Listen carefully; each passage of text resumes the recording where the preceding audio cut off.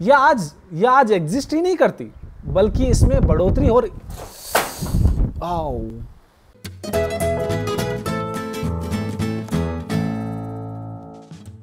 India is a land of big fat weddings, destination weddings, designer jewelry, professional makeup artists और क्या नहीं। उस एक दिन के मेकअप की फीस 50,000 से 5 लाख तक जा सकती है। अगर नहीं यकीन हो रहा है तो भाई साहब गूगल करके भी देख सकते हो, पहले मुझे भी यकीन नहीं हुआ था। शादी in India can be like another festival, happiness, fun, two people in love starting a life together, but there is a downside to it, especially in India. इस वक्त एक बड़ी खबर मध्य प्रदेश से, जहां मध्य प्रदेश में एक शादी के दौरान रस्म अदायगी हुई। सब कुछ ठीक ठाक चल रहा था कि इसी दौरान कुछ ऐसा हुआ कि दूल्हे मियां सलाखों के पीछे पहुंच गए। ये शादी हो रही थी मध्य प्रदेश के अनूपपुर जिले में। शहर के जाने माने गौतम परिवार की बेटी सोनाली गौतम की शादी में सब कुछ सही चल रहा था। दरअसल सोनाली के परिवार ने दहेज में बलेनो उकार दी। कार को सजा धजा कर मंडप पर खड़ा किया गया था। दूल्हे राजा सतीश त्रिपाठी ने खुद भी कार में बैठकर इसे जांचा परखा, लेकिन पता नहीं क्यों सतीश को ये कार पसंद नहीं आई। डाउरी यानी कि दहेज, नेशनल क्राइम रिकॉर्ड्स ब्यूरो के अकॉर्डिंग 2050 में कम से कम 7,634 औरतों की मौत हो गई डाउरी हरेसमेंट यानी कि दहेज की वजह से, टॉर्चर करने के चलते। रिपोर्ट बताती है कि ज्यादातर को या तो जिंदा जला दिया जाता है या फिर लड़कियों ने सुसाइड कर ली, जैसे कि हमने 24 साल की आयशा की वीडियो में देखा। आयशा का निकाह साल 2018 में राजस्थान के जालौर में रहने वाले आरिफ नाम के युवक से हुआ था, लेकिन शादी के कुछ समय बाद ही वो आयशा के परिवार वालों से दहेज की मांग करने लगा। आयशा के पिता ने जैसे तैसे करीब 1.5 लाख रुपए का बंदोबस्त कर उसे पैसे दे दिए, लेकिन कुछ वक्त के बाद वो फिर से मांग करने लगा। और दुख की बात यह है कि इतने केसेस होने के बावजूद भी डाउरी रिलेटेड केसेस में कन्विक्शन रेट बहुत कम है। 2019 में डाउरी रिपोर्टेड डेथ केसेस 7,000 से भी ज्यादा निकले, और ये वो केसेस हैं जो कि सामने आ पाए। कितने ऐसे केसेस हैं जो कि अनरिपोर्टेड चले जाते हैं, जबकि हमारी गवर्नमेंट ने दहेज का लेने देने की प्रक्रिया पे 1961 में ही बंद कर दिया था। फिर भी देखा गया है कि नंबर्स में सिर्फ इंक्रीमेंट ही हुआ है, जो कि बहुत अनफॉर्चुनेट है। आपको लग रहा होगा कि यार अब तो हम सब पढ़े लिखे हो गए हैं, सब इंडिया ग्रोथ कर रहा है, 21st सेंचुरी में इंडिया मतलब भोकाल मचा रहा है, बट ऐसा है नहीं भाई। डाउरी भी उसी रेट से बढ़ रही है कि अब तो ये भी है कि पढ़े लिखे लोग बढ़ रहे हैं तो डाउरी कम होनी चाहिए, पर ऐसा नहीं है। चलो उससे पहले हम बात करेंगे ओरिजिन ऑफ डाउरी की हिस्ट्री क्या है, स्टार्ट कैसे हुआ डाउरी। डाउरी एक ऐसी प्रथा है जिसका ओरिजिन को लेकर बहुत सी थ्योरीज है। हमें इसकी एग्जैक्ट डेट नहीं पता कि ये कब और कहां स्टार्ट हुआ। डाउरी सिस्टम को एंशिएंट बेबीलोन, ग्रीस और रोमन एरा, इनफैक्ट वर्ल्ड में ऑलमोस्ट हर जगह कभी ना कभी प्रैक्टिस करते भी देखा गया है, but this continue to be practice widely in South Asia, Middle East and North Africa.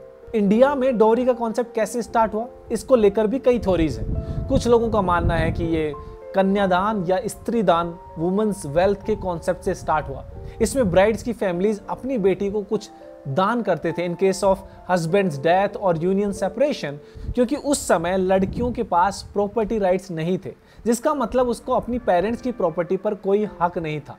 तो ये कंपनसेशन की तरह भी देखा जाता है, और ये जनरेशन टू जनरेशन पास होता गया। लेकिन अनफॉर्चुनेटली ये कब एक सोर्स ऑफ इनकम में तब्दील हो गया ये किसी को नहीं पता, और ये ब्राइड्स वेल्थ से ग्रूम्स इनकम हो गई। लेकिन आज के समय में कन्यादान और स्त्रीदान के कॉन्सेप्ट कहीं से भी दहेज से नहीं मिलता। पहले जबकि ये पैसा बेटी को दिया जाता था, अब एक मैसिव अमाउंट ऑफ मनी बेटी की शादी करवाने के लिए दिया जाता है दूल्हे की फैमिली को। माना यह जाता है कि जितना ज्यादा दहेज शादी में दिया जाएगा उतनी ही वो दूसरे घर में खुश रहेगी। इसीलिए फैमिलीज अपनी हैसियत और वो जितना अफोर्ड कर सकते हैं उससे ज्यादा ही दहेज देते हैं। ये मॉडर्न प्रैक्टिसेस ऑफ डाउरी अब कहीं से भी उस स्त्री धन के ट्रेडिशनल आइडिया से मेल नहीं खाती। In fact the practice of dowry in contemporary society is more identifiable with groom price, जिसमें दहेज कितना दिया जाएगा या ग्रूम की मार्केट वैल्यू पे डिसाइड होता है, और ये मार्केट वैल्यू डिपेंड करती है दूल्हे की कास्ट, उसकी क्लास, उसकी जॉब, उसकी एजुकेशन और फैमिली वेल्थ पर। यह आज एग्जिस्ट ही नहीं करती, बल्कि इसमें बढ़ोतरी हो रही। आओ। ये ग्रूम प्राइस का कॉन्सेप्ट है ब्राइड प्राइस के कॉन्सेप्ट से, जो कि साउथ इंडिया में 19th सेंचुरी कॉमन था और आज भी पाया जाता है नॉर्थ ईस्ट के कई जगहों पर। इसमें दूल्हे की जगह दुल्हन के परिवार को दहेज दिया जाता है। ये ब्राइड प्राइस यूजुअली गरीब और लोअर कास्ट फैमिलीज फॉलो करती थी और आज भी नॉर्थ ईस्ट में कई जगहों पर फॉलो किया जाता है। ये एक कंपनसेशन की तरह दुल्हन के परिवार को दिया जाता था, क्योंकि शादी से पहले दुल्हन अपने परिवार के लिए काम कर रही थी और शादी के बाद वो अपने घर में काम नहीं कर पाएगी, तो ये पैसा इसके लिए दिया जाता था। तो देखा ये गया है दोस्तों कि जहां ब्राइड प्राइस के कॉन्सेप्ट में कुछ चेंज नहीं आया है, इंडिया में दहेज लेने के नंबर्स भी बढ़ते जा रहे हैं। आप ये इस ग्राफ को देखिए ढंग से, तो अगर हम डोरी के ओरिजिन को जानना भी चाहें तब भी शायद हम इसे नहीं समझ सकेंगे, क्योंकि आज की जो दहेज की प्रथा है वो वक्त के साथ बदलती गई है। ये पहले कभी ऐसी नहीं थी, लेकिन इसका कारण क्या है? जहां इकोनॉमिक डेवलपमेंट और देश की तरक्की के साथ ये कुप्रथा कम होनी चाहिए थी, ये बढ़ने लग रही है।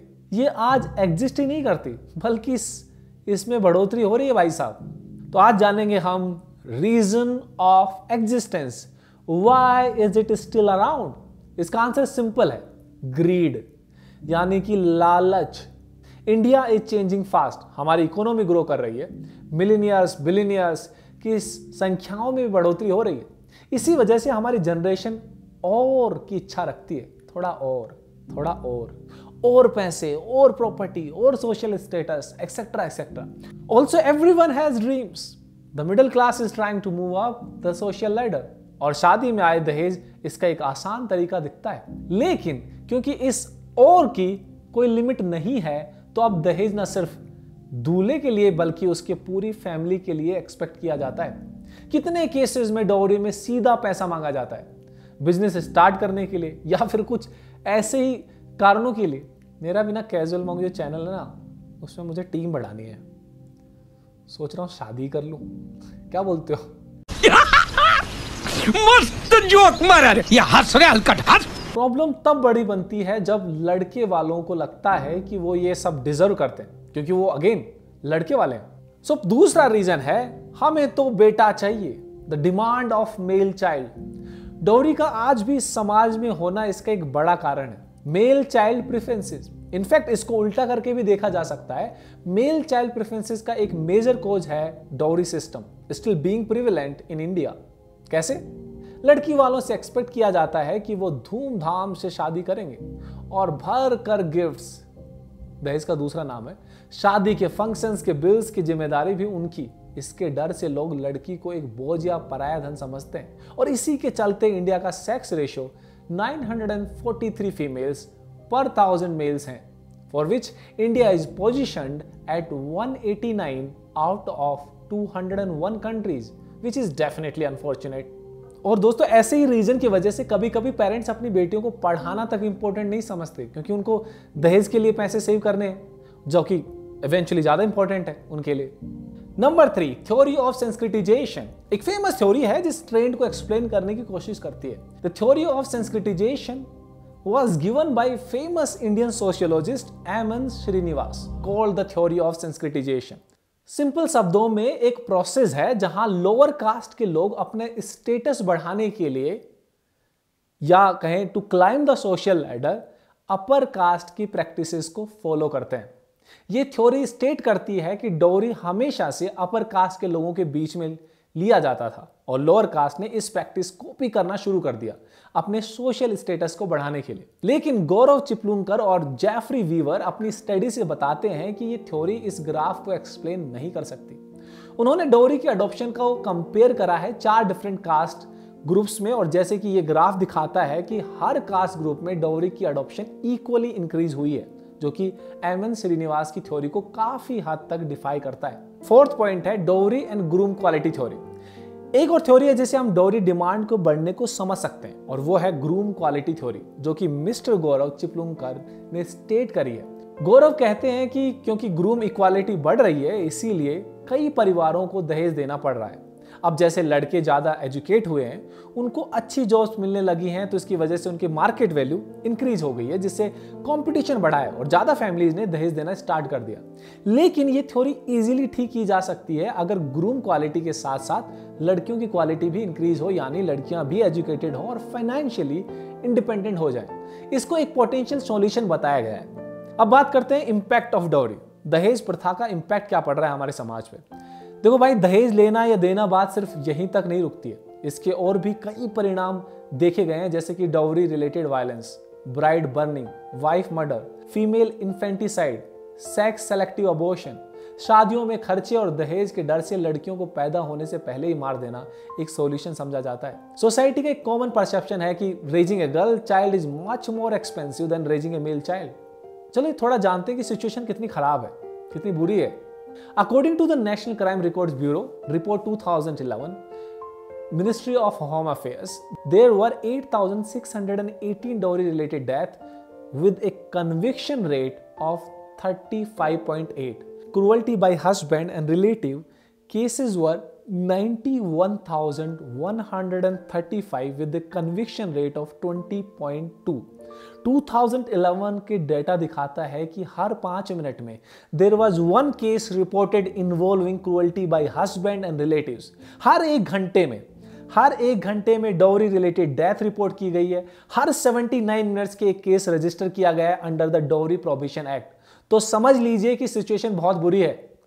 देखो, हमें प्रॉब्लम समझ में आ गई कि डाउरी सिचुएशन कितनी बड़ी प्रॉब्लम है। समाज एजुकेटेड हो रहा है, लोग एजुकेटेड हो रहे हैं, सब एजुकेटेड हो रहे हैं, फीमेल एजुकेशन भी बढ़ रहा है, मेल एजुकेशन भी बढ़ रहा है, उसके साथ साथ ही डाउरी भी बढ़ रहा है। और ये डाउरी की रिलेटेड प्रॉब्लम कितनी बड़ी प्रॉब्लम है, ये सब इस वीडियो में हमने समझा। अगले वीडियो में हम बात करेंगे कि इस प्रॉब्लम का सॉल्यूशन क्या है, मतलब लोग एक्सपर्ट्स क्या कहते हैं इस प्रॉब्लम को सॉल्यूशन कैसे किया जा सकता है। एक सॉल्यूशन तो बहुत सिंपल है, ना तो डाउरी लो ना डाउरी दो, बहुत सिंपल है ना। और लड़के भाई शर्म कर लो, खुद से कमा लो, दूसरे के पैसे भरोसे रहने से क्या फायदा ना, खुद कमा लो थोड़ा बहुत, साला कुछ काम करो। पर तुम्हें और पिताजी ने जो भी तुम्हारे एजुकेशन में पैसे लगाए तो वो निकाल के दो उनको, कम से कम वो अपने उनसे नहीं मांगे, है ना, लड़की वालों से नहीं मांगे। तो बस अगले वीडियो में हम एक्सपर्ट्स क्या कहते हैं इस बारे में बात करेंगे। तो भाई उस बेल आइकन को बजा दो और सब्सक्राइब कर लो। हमें अच्छी अच्छी चीज़ें लेके आएंगे, समाज के बारे में बात करेंगे, अच्छी अच्छी जर्नलिज्म, अच्छा जर्नलिज्म दिखाएंगे तुम्हें, टेंशन नहीं है।